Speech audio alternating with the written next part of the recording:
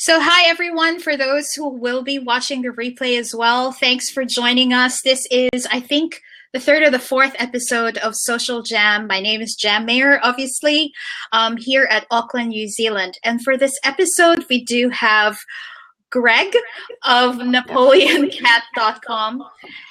He is the CEO, and he does have other tools like Advertiser and as well as Post Booster, I think. Yes. And I will let him introduce himself, obviously, to talk about his company, what he does in social media. Thank you for joining us tonight or today morning. It's Thursday morning in Finland. Yeah. Hello, Jem, and thank you for having me in your show. My name is Greg, and as you said, I run a company that provides tools to support social media marketing. Napoleon Cat is a platform for publishing, analytics, and engagement for Facebook, Instagram, Google+, Twitter, and YouTube. Whereas the second tool, Advertiser, that we provide is dedicated to managing and optimizing Facebook advertising campaigns. So basically, that's what I do. And yes, it's morning, 8 a.m. in the morning in Poland, and it's winter. Which is totally the extreme opposite here in Auckland, New Zealand. We have summer at the moment. It's a little bit cool. Well, no, actually the sun was shining today. It was really hot. I think it was even at 30 or more than 30s today. So cool. Okay, awesome. So while we wait for the rest to come in, today's topic obviously is all about Instagram best practices. So maybe Greg, you could just start off. What do you think of Instagram? What are the things that you can do with Instagram? Are there any industries that actually would benefit from the social network? Well, I guess Instagram is a great platform, and if we are talking about different industries, our research showed that the best performing industries are obviously the ones that are visually expressive, because Instagram is a visual medium. Yes, it started off with just images. Now they added videos, but still, image is the most important part of the message on Instagram. So fashion and beauty brands, they are the ones that typically perform best on Instagram. Also because Instagram is slightly more popular among women rather than men. There are more or less like 55% of Instagram users are female and 45 are male. It's a bit different for different countries. Like in South America, for example, women are about 60% of the users. There are some countries where it's mostly men. For example, some Arabic countries, but it's a matter of culture. By the way, we on our Instagram account, NapoleonCat.com, we publish Instagram demographics for different countries. We try to do one country a day, so you can see the demographics for different countries. But as I said, for industries, it's fashion, typically fashion, beauty. Yeah. Okay, yeah, and it's interesting, and for the benefit of everyone who'll be watching this, I was trying to scour the web a few weeks ago on how many users we've got here in New Zealand, and at Quora I found Greg with a thread there, and thanks again for giving that information. We have apparently around 600,000 plus obviously users here in New Zealand, so that's awesome. And it's interesting that you mentioned that it depends on the culture as well, but overall you're saying that of all the countries in terms of users, it's really more female. Yes. Well, women are more interested in pictures. And if you take a look at Pinterest, for example, in the United States, which is also image only medium, actually, it's also mostly women that use it, Yeah. whereas men prefer media like Twitter or Facebook, for example. But I mean, the differences are not very big. Yeah. So it's not that, you know, Instagram is female and Twitter is male. It's just, you know, slight differences. And for example, in Poland, it's natural that there are more women on Facebook or on Instagram, because there are more women than men in the society. So you know, That's there interesting. should be more women using Instagram. Yeah, we're lucky. So, so to all the men, by the way, out there, if you want to get, I'm not even going to say it on the show, go to Poland. You might actually find a lot of women to be friends with. Anyway, Yes, all right. true. And hi, Steve. Steve is actually a good friend of mine here in Auckland. Oh, You can join in, by the way, pop into the seat. Just don't ruin the show, okay? Anyway, all right. So let's go on to the next question. With Instagram, some of the best practices, obviously, the first thing, if you start off, you know, from the ground up, what are the things that would work to build your community or audience on Instagram?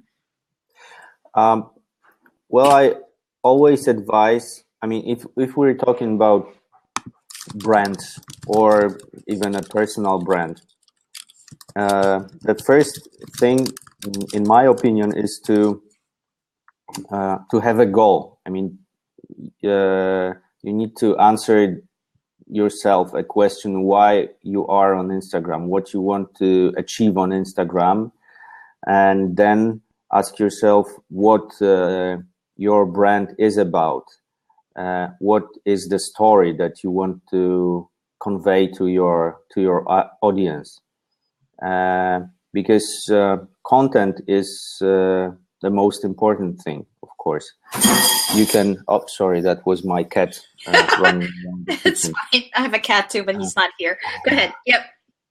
So first of all, as I said, you need to have a compelling story about your brand that you want to pass on to your audience, and then based on that, you can start building your presence on Instagram or any other medium. So actually, as with every other social medium, consistency is very important. By that, I mean that if you start posting on Instagram, you should do it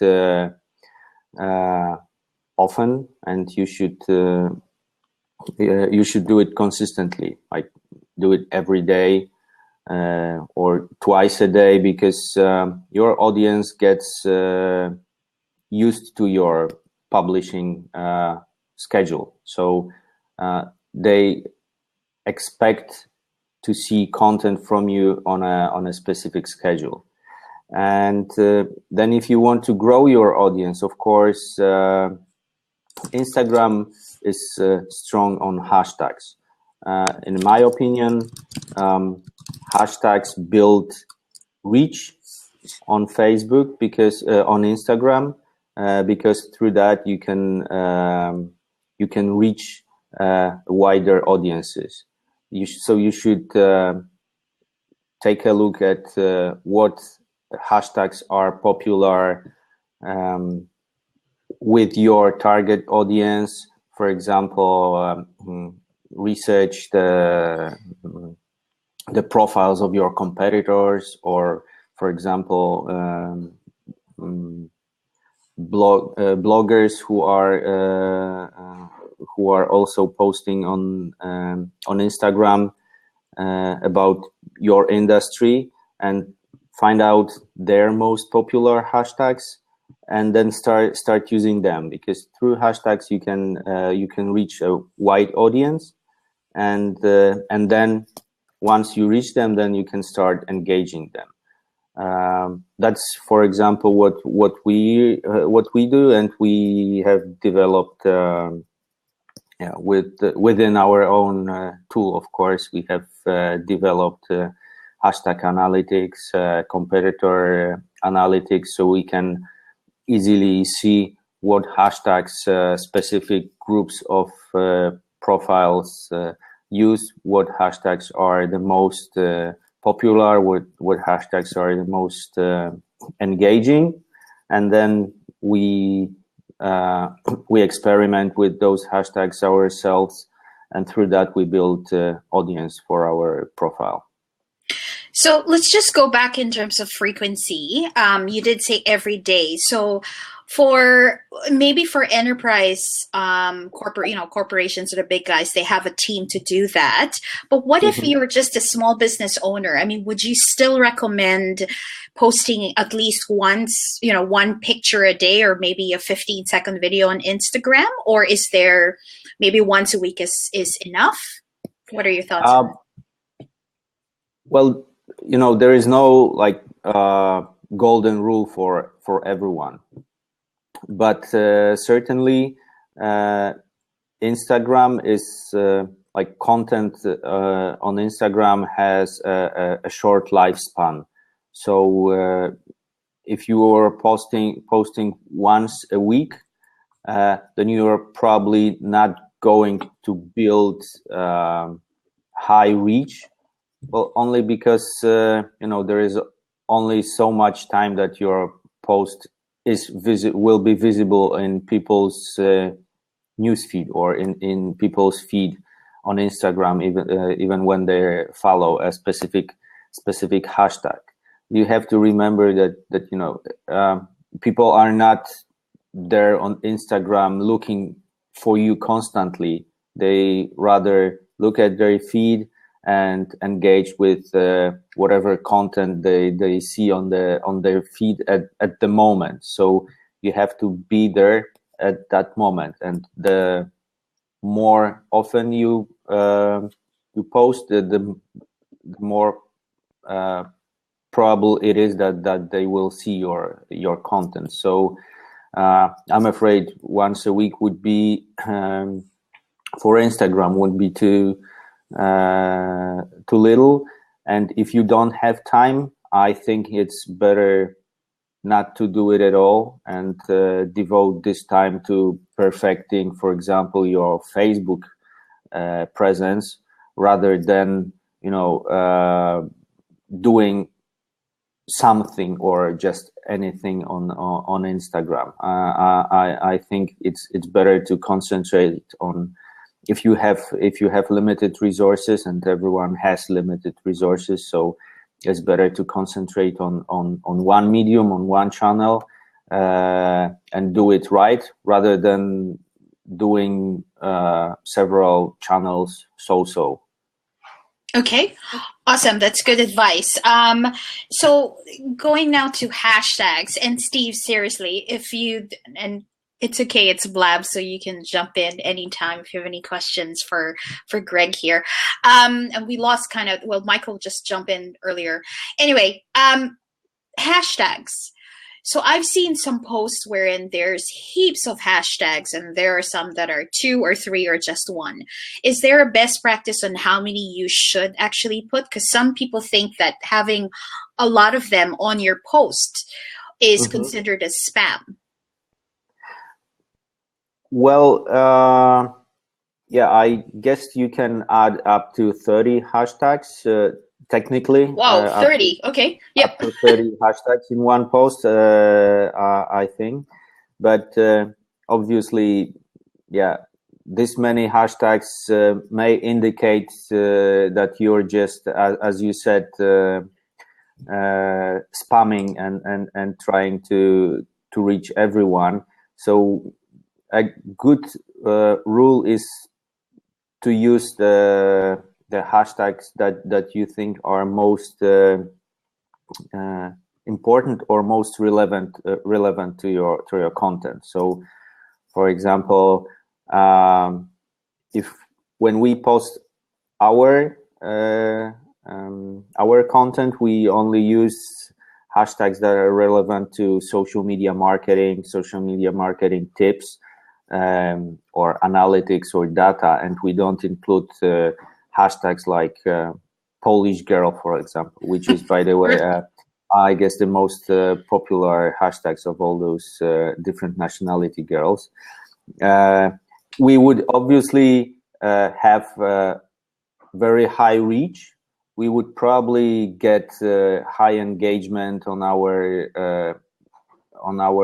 content as well, because people tend to click on a lot of content even if it's not really relevant to them. So with this way you can get a lot of engagement. You will probably get new followers, but they will be irrelevant to your business because they are not your target group. They're just some random people that click your content only because it had this popular hashtag. So I would we usually use no more than 5 or 10, but we also try to analyze it, because we rely on data, and we also analyze the number of hashtags that are included in every post, and see what is the optimum number of hashtags for highest engagement and for best effects. I think we had a question from Steve, Steven. yes. And I'm trying to find a way to pin it into the thing. But anyway, it doesn't matter. We can see it. Okay, so, I see the last sentence. I also love pierogi. So, okay. I love pierogi. Pierogi, by the way, is a typical Polish food. It's like dumplings with different fillings in it, and it's quite popular in other countries as well. So good for you, Stephen. And what is the question? What risks are there for small businesses in managing or mismanaging content on Instagram? Or are small businesses better off engaging professional? Well, first of all, the question is what do you mean by mismanaging? For example, I've seen a lot of, or maybe not a lot, but I've seen example of brands posting content taken from other profiles, from other people, without having asked their permission. So this, for example, is this for me is an example of mismanaging content. So basically stealing other people's pictures or videos only because they're popular and reposting them on our own profile. And this, of course, is first of all, it's illegal, and then it's a very bad habit. But I can still see it happening, and it also even happens to big brands, because a lot of people tend to think that when something is posted publicly, then it's free to use, but it's not so. Are small businesses better off engaging a professional? You mean engaging a professional to run your Instagram profile instead of you?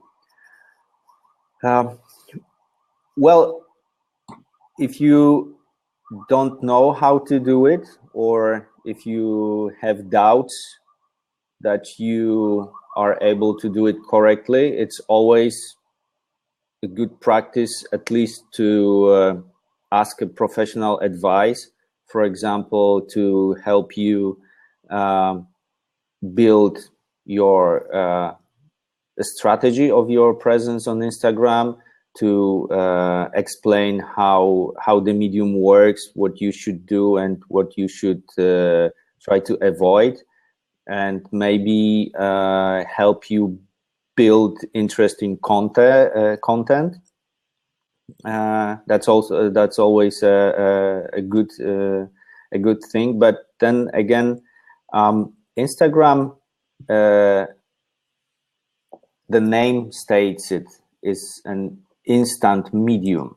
So people appreciate not only perfectly crafted content, perfectly crafted pictures of your products, etc., but they also appreciate, like real life snaps of your business. And of course, it depends. Again, it depends on what your business is about. But for example, one of my clients is an online shoe store, which is quite popular on Instagram, and of course they post pictures of their new shoes, etc., and those product pictures are very popular. But even more popular are just pictures taken at the office, in the warehouse, pictures showing people working at the company, because also people want to see the real face of the business. So in that case, it's hard to imagine, unless you have a lot of money and you can hire a person that will spend half a day at your office and will just walk around and take pictures of your employees or of your business and post it on Instagram. But you can easily do it yourself. And there's also a certain margin of error that you can make. Unless you're breaking the law, it's okay to make mistakes and to test different things. Like, nobody knows a business like its owner. So especially for small businesses, it's good that a person that is personally attached to this business also runs or builds its content and builds it on Facebook, Twitter, and Instagram.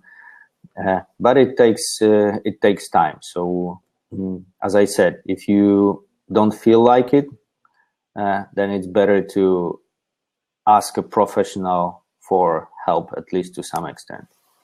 Awesome. Thanks, Greg. And just to add on to the risks, I mean, just for Rena and for the rest as well. So copyright is very important. Obviously, asking permissions of, before taking pictures of your customers, probably, because there are some people wherein, I mean, in general, people don't mind and they like actually their pictures taken, etc. But just to make sure, just to make sure. Yeah, but you have to also attribute the copyrights to them. Exactly. So Steve said, I can't steal your cat videos. Okay, let's not get into. See, Steve, I think is just here to kind of derail me a little bit and to remove my concentration. Okay. All right. Okay. So thanks, Steve. And yes, Rena.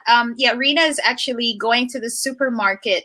So she's listening in through her phone as well. And Rena is a blogger, and she does have a great following as well on Instagram. So thanks for joining.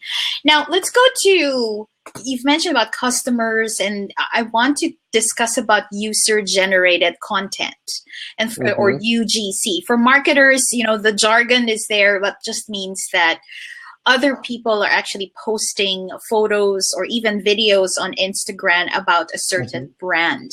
What are your thoughts on on grabbing those and then credit, obviously, as you said, yes, crediting them, using them to just magnify or increase, I guess, find some influencers or even find some ambassadors for your brand. What are your thoughts about user generated content or content from your customers about your brand?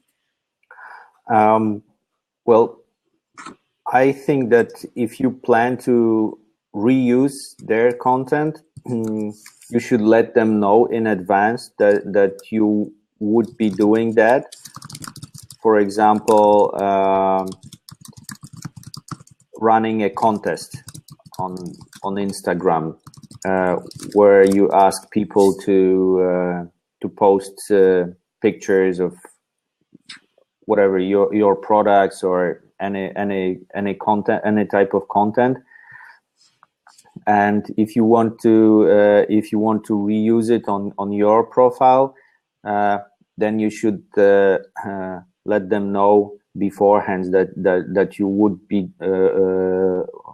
would do that if you like their content. And of course, you should always attribute the copyrights to them. But what I advise to my clients is to always clearly state that if you ask people to create content about your brand and you plan to use it yourself, then they should be aware of that before they start creating this content. And if you just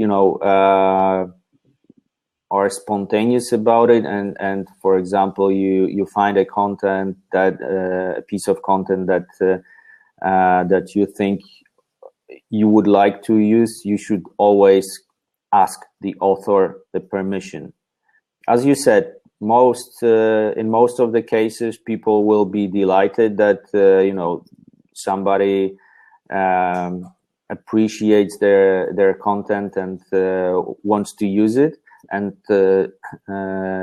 they will agree. But in some cases, there might be people that don't want that, and then you should not, of course,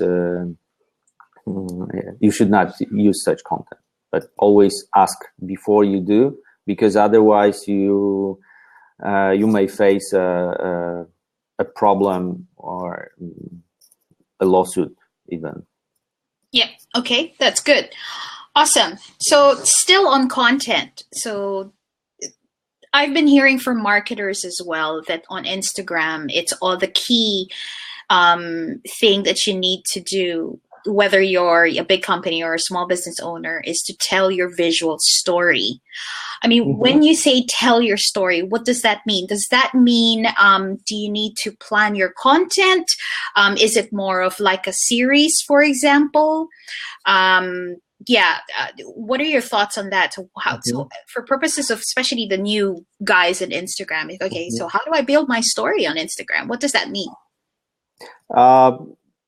Well, this is basically what I was trying to say at the beginning. Like, you should build a story for your brand, and not only for Instagram, but in general for your brand communication. You should ask yourself what your brand is about, what it delivers to people. Let's take an example of Coca-Cola, which is about joy and happiness. And in every commercial, every piece of advertising, they try to convey this happiness and joy, be it on Instagram, on TV, on Facebook. So first of all, you should think what your brand is about, what story does it convey, whether it helps other build their businesses, and then your story might be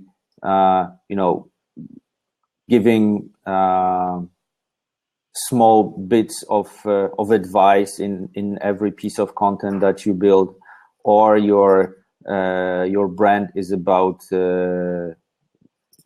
I don't know, being fit, and then you should build your story around fitness, and try to put it in every piece of content. You may do it in different ways. You may use some quotes, or you may use pictures of that, but there always should be this element of what you're trying to say about your brand in this content. Okay. I hope I made it at least a bit clearer. Yep. Cool. Just to mention, Serena says, many of my fashion blogger friends work with both brands, products, and photographers, and they do clearly tag and mention all the relevant parties. So that's awesome. So thanks, Taylor and Kazuki, for joining. Feel free, though Taylor is at work at the moment, so he's going to jump in and back. I think he's going to jump off in case someone sees him while he's at work. Cool. And again, Kazuki, if you'd like to jump in, there are 2 seats available, guys. This is what Blab is all about. It's not just about the chat on the side or your questions, but if you're a shy type, it's fine. You can stay there and just listen in and ask your questions or comments. But it is actually better if you hop into the seat so you can ask your questions and join into the conversation. All right, so let's move to, so we've covered follower base, meaning how can we build, our Instagram following, and you've discussed about hashtags as well, and we're now into content, copyright, and tagging people as well. Now, are there any probably other best practices you'd like to share to the audience before we move on to ROI, which is a big thing, especially for marketers? That's a big discussion. What have you found with, let's try bloggers. I mean, have you worked with bloggers? What have you seen that works for them? Yes, we have worked with bloggers, and I have to say that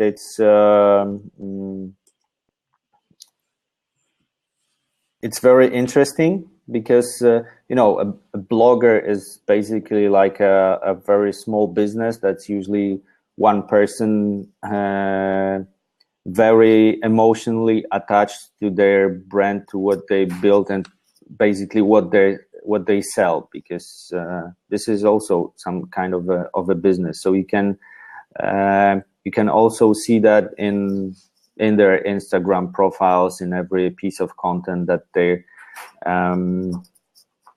produce. And bloggers are also typically more savvy about social media than businesses, because they spend most of their time in social media, and they are very eager to learn new things. So and test new features or new methods of building presence in social media. So they're usually way ahead of brands. But I just wanted to go back quickly to the topic of building follower base, because this is actually at the moment, at least in the markets that we work, it's a very hot topic, because Instagram has finally opened its door to advertising. So brands are building their presence on Instagram, and of course, as with the early years of Facebook, building a huge fan base was the most important element. And also, like the size of the fan base was the KPI of one of the most important KPIs for presence on Facebook, and the same goes for Instagram at the moment. So as I said, content is very important, but also and hashtags are important to build. Sorry, to build reach, but it's actually engagement that builds your fan base or your follower base. And by that I mean that you have to be active with your audience and with your potential audience to drive their attention and to follow you. And by that I mean very practical and simple things like, for example, liking their content, commenting on what they post, and of course also engaging with their comments on your content. And also a very popular trick to build your follower base is to follow other people, and most of them will follow you back. So there is no dark knowledge about it. It's just simple tricks that you have to spend some time looking for people or for profiles that are your potential customers, are basically your target group, and engage with them by engaging with their content, but also by following them. And you can simplify it with different tools that, for example, allow you to easily discover content, including specific hashtags, for example, that you're interested in. In our example, in our case, it's all hashtags about social media marketing, agency life, etc. And what we do is we also follow such hashtags, and then we follow people that publish content including these hashtags. And about 30%, 25 to 30% of the people that we start following are following us back. And we, for example, use this trick to build our follower base. And after around 7 days, we check if people that we started following have followed us back, and if they haven't, we just unfollow them, because you should also be aware of this following and followed by ratio on your profile. It doesn't look good when you have like 10,000 people that you follow and only 1,000 followers, because it basically means that you are not a very interesting profile, or that you're a spammer in Instagram community. So you just follow everyone. So you should also check on a regular basis your following list, and unfollow people that that are not responding to your invitation of sorts. Because on Instagram, when you follow someone, it means an invitation to follow you back. That's an interesting comment about not following, unfollowing people and stuff. So you mentioned about the ratio. So what's the ratio again, just for everyone? So is it... well, it's the ratio between the people that you follow and people that follow you back. So typically you should have more followers than people that you follow. Yeah. That's a normal thing. Right. Okay. So it's 7 days. So that's a tip, guys. What Greg does is after 7 days, they just sort of filter and streamline the number of followers and unfollow actually those who don't as well. Just to go through, and I've got some notes here as well, but I just wanted to go back to Kazuki, and he did say that he uses Instagram for personal expression. And guys, if you've got your Instagram, feel free to put it on the chat room so that we can check it out and see your content, of course. And maybe Greg and I can also do some, I don't know, not really criticize anything, but we would love to see it and maybe we have some questions around that content. Yep. I mean, if I may comment on that, of course, personal expression is the like the key idea of Instagram or Facebook or Twitter. All those platforms have been built with people in mind, and have been built for them to be able to personally express. And then we are talking about brands or businesses using those platforms because every time where there is a lot of people, there are also businesses because they want to capitalize on that. But of course, the key idea to Instagram is for personal expression, and so there is nothing wrong if you have your Instagram account and you're not thinking of turning it into a business. It's perfectly okay, because this is basically what Instagram is about. Actually,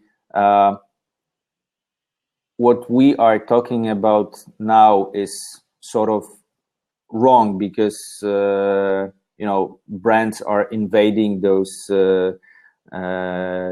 platforms and taking the space that was reserved for regular people and for free expression, and we are now trying to monetize on it.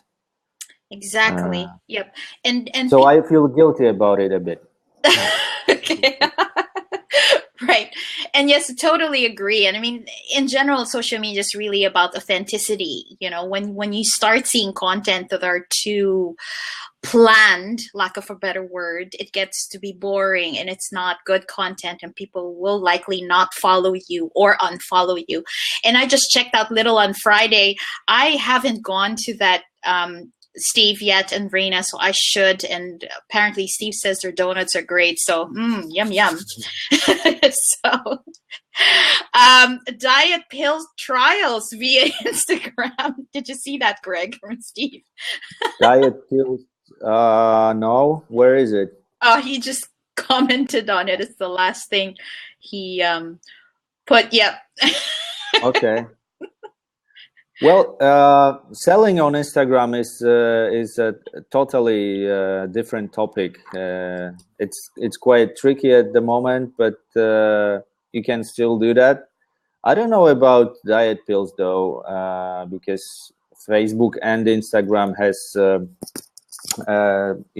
strict rules about selling drugs or promoting drugs and other substances on their platforms, but you can try.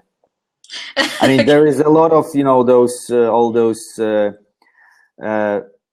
fitness bloggers and fashion bloggers, and they're all about diet. So there is definitely a lot of target group representatives on Instagram for that product.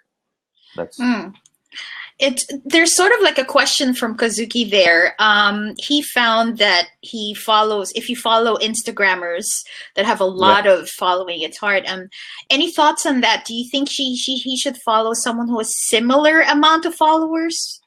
So if you've got You mean that if you follow a very popular profile, it's not really likely that they will follow you back? Is that is that what he meant? I think so. Yeah, Yes. I guess so. Well, that is true, because once they have a huge follower base and they get a lot of interactions, they they stop really paying attention to that, in terms that they basically can't respond to every interaction, and they also don't follow back anymore, because those huge profiles, they simply don't need it anymore to build their follower base. It's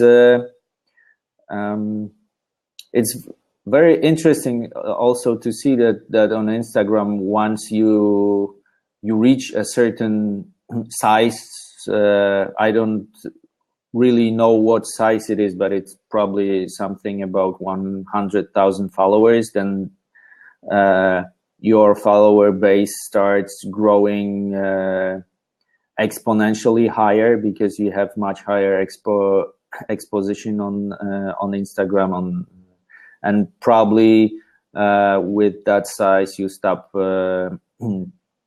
really paying attention to who is following you, because there's so many people following you that you can't simply monitor it anymore.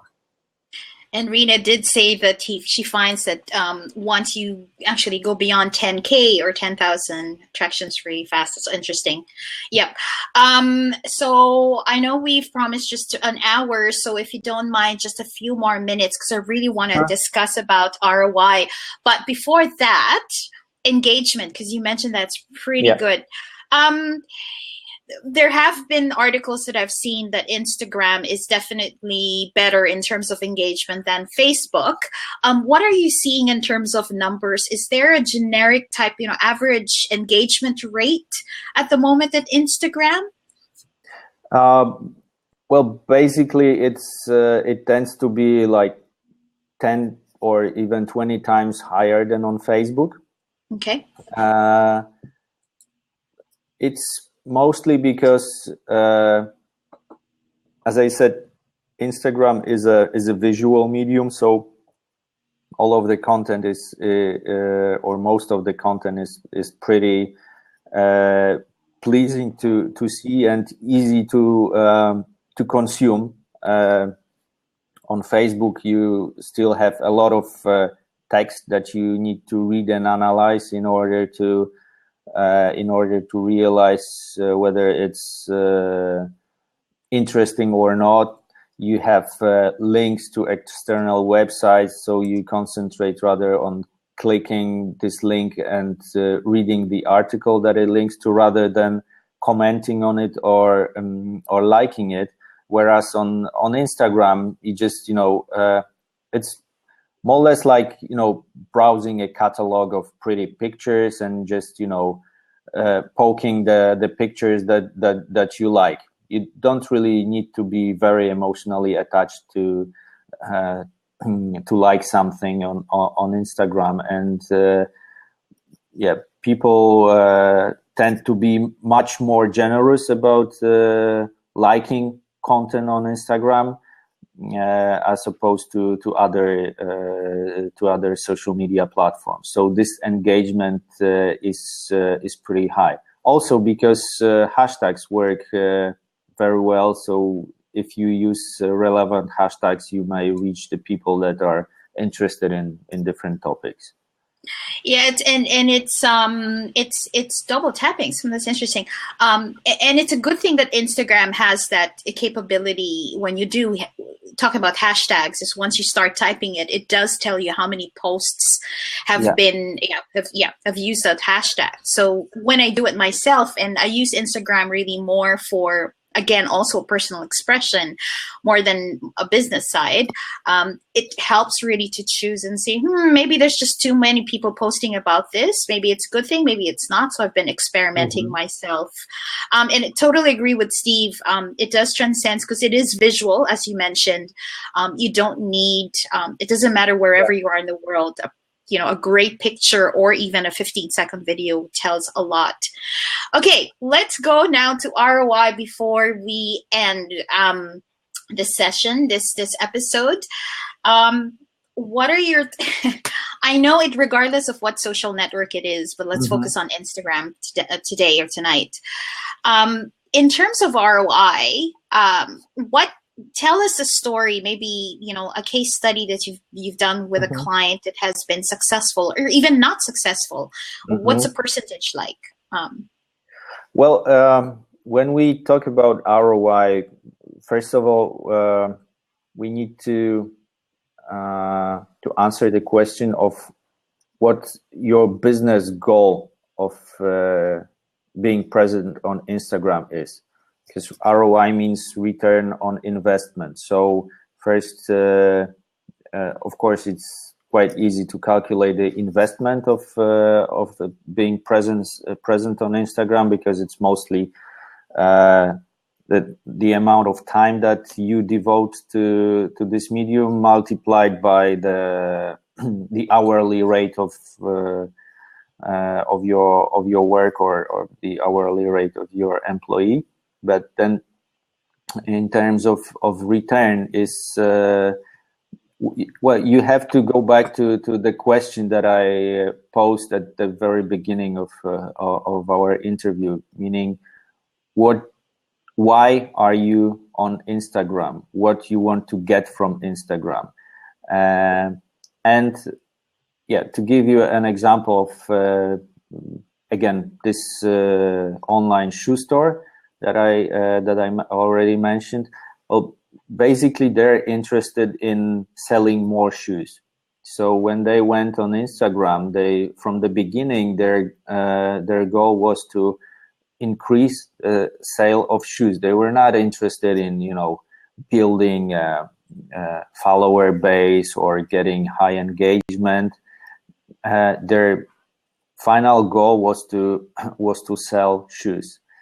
And it's much trickier than on Facebook, because for example, you can't post a link to your store in every post. The only way to direct people from Instagram to your store is to go through the link in your profile bio. But they put the link in their profile bio to their store with a tag that allowed them to measure the traffic direct traffic from Instagram to their store. And with every or almost every post, in every post they include a message that says that this product is available through the link in our bio. So people, when somebody sees a picture of a nice shoe, they go to their profile, they click the link, they go to their online store, and they buy it or not. And this way they measure their return on investment. And actually, Instagram has become the third most profitable source of revenue for their store, after Facebook and Google Ads, I guess. So Facebook can be very effective in generating direct sales as well, and there are ways to measure the ROI on that simply by, for example, tagging the link in your bio, and then tracking and attributing the sales to this traffic from Instagram. And so that's one example of defining and measuring ROI from Instagram. Sorry to just cut in a little bit. Yeah. In that campaign, was it just really them posting without any ads on Instagram? It's purely just okay, awesome. Yep. Yeah, that was all from organic activities, because they have started long before Instagram has started the ads. Yep. Okay. So I guess in my mind, just to compare Facebook versus I guess Instagram, it works for them without ads, and in Facebook it might be more difficult. And to what Steve has said as well is not tight. If you don't know how to use Facebook advertising and targeting it, then it won't really work. Versus Instagram most probably is, you've already said it, it's a success story. It's just a matter of putting the right photos. Greg, I don't know if you're able to do so, but can you type in probably your client's Instagram? I'm just curious of how it looks like in terms of direct selling. Just let me check, because I don't remember it by heart. So I'm gonna go on Instagram and look for their profile. Thank you. I would really appreciate that, because that's a nice way for those again who will be watching this. Yep, you found it. Now where do I post to send a message like this? Yep. Awesome. DZ Shoes. Perfect. Yeah, and if you go to their profile, you will see that they have a link that says likeandbuy.it/DZ-shoes, and this is an application or a service that allows shops to link certain products to their store. It's an e-commerce tool. Yep. Mm-hmm. It's an e-commerce tool for Instagram. So it bridges this gap between Instagram lacking the ability to post links with posts and the store. So that's one example, and basically what I'm seeing in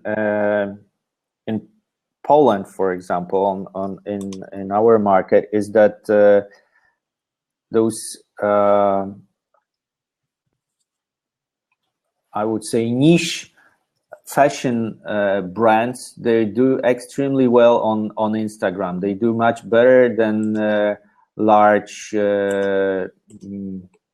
chains, like large fashion chains or large brands that still don't get Instagram and are still waiting for it to enable sort of traditional ways of advertising, whereas those small brands, they have adapted very quickly by just being lean and by trying different things. So it's often it's good to be small, because you're much bolder in your moves, and you're much more willing to test new platforms. And this is the example of Instagram, for example, where those niche fashion brands are doing very well. Yeah, this also, I've been looking at it. I wish I could understand, and there's a translation program though, so at least I'd see the message. But you mean the? Oh no, I was looking at their Instagram posts and just randomly. Yeah. All right. Yep. Okay, so we do have a question from Steve. Yeah. Yep. I don't know if you could. It's a difficult question to answer, but I'm wondering for e-commerce deployments if Instagram traffic results in a higher cart order abandonment rate, or if it's similar to other organic traffic.